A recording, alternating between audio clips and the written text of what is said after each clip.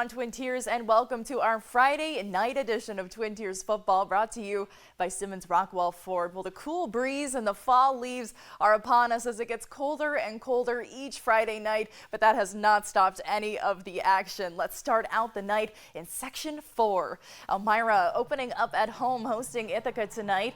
Little Red kicking things off first. We have Jack Barton facing some pressure from the Express, scrambling. Finally sees what he needs downfield.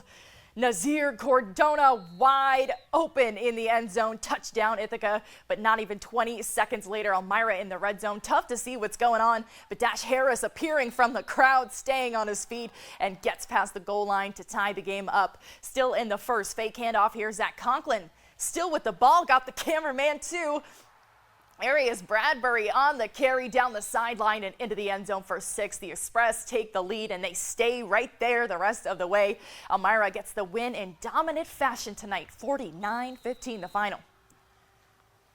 All right, to Corning now. The Hawks hosting Union Endicott after falling to Liverpool in week 1, picking it up in the second half. Corning up 12-7, but a turnover gives the Tigers the ball. Alex Palambara with a long run brings it down to about midfield. A couple of plays later, Joey Gianarelli floats one over the middle perfectly into the hands of Larkin Bianco, who turns on those Jets and gets into the painted turf for 6. UE up 14-12.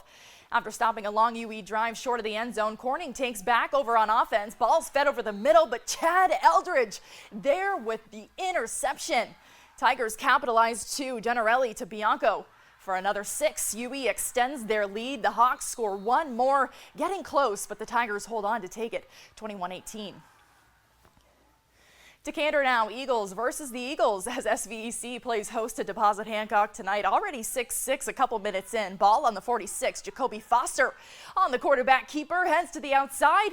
Look at this, lowers that shoulder, stays on his feet, brings it all the way down inside the 10. A few plays later, Foster keeping it again, hustles outside and into the end zone for 6. Two-pointer, no good, but SVEC up 12-6. Second quarter now, 3rd and long. Deposit Hancock defense going to work. Micah Simmons immediately swarms the runner for the stop.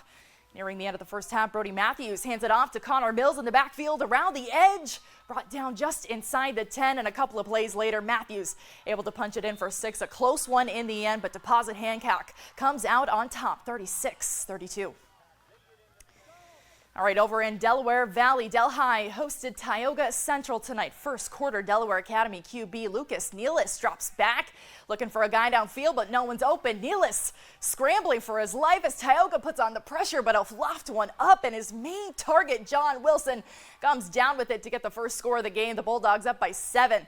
Following drive, bad luck for Tioga. A fumble at the line, and the Bulldogs would recover, but that bad luck wouldn't last for long. Nealis drops back again, looking for Wilson, but the throw is off the mark, and Alan Winans steps up and picks it off for Tioga and hops on his horse, returning it for around 15 yards. Following another interception by Tioga, Jackson Bombard takes the snap and rips one downfield. It's right on the money for Logan Bellis. Tioga would miss the PAT, but that would not matter. Tioga takes down the number 1 ranked Bulldogs, 34-14. All right, from Delaware Valley to Susquehanna Valley, SV hosted the Schuyler Storm tonight. First quarter, SV in the red zone. Nolan Weed takes the snap and hands it off to Nick Layton for an easy 6 on the halfback dive. Now into the second quarter, Weed takes the snap again, fakes the handoff, and gets it to a wide open Connor Travis in the end zone. The Sabres starting to roll in this one. Storm would look to get things going as Caden Lagramata rushes this one for a first down, but the Sabres would hold the line and take down the Storm, 34-20. All right, well, it's homecoming night for Vestal out at Dick Hoover Stadium. Start in the second half, tied at 7. Owego the give to Dylan Brace, and he'll bounce it to the outside. It's a race to the end zone. He'll make it as Owego takes the lead. Vestal trying to answer. Josh Queller gets flushed out of the pocket. Check out that throw off platform. Drops a dime to Gavin Brady. These juniors with that good connection, but things would take a turn. Queller rolls out again, but Brace for a turnover. Dylan Brace gets the INT, and the Riverhawks would pull away from there. Garrett Phelps, the QB keeper, follows his block, swimming through the traffic. Phelps To the finish line we go. Spoils Vestal's homecoming and hands the Golden Bears their first loss of the year, 30-13 the final. All right, to the scoreboard now. Staying in Section 4, Waverly taking a 30-18 win over Norwich. The Wolverines 3-0 so far this season. In Section 5, a low-scoring battle, and back tonight, Haberling falls to East Rochester Gananda 15-6, and a close win for Hornell Arc-Porcana-Sorega. The Red Raiders defeating Leroy Caledonia Mumford 21-18. And in Class D, Canisteo Greenwood falls to York Pavilion 27-6.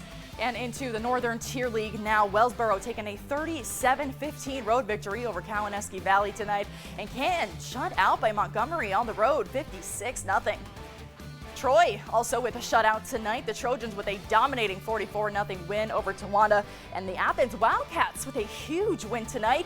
They hand North Penn Mansfield their first loss of the year, 54-13 the final from Island Park.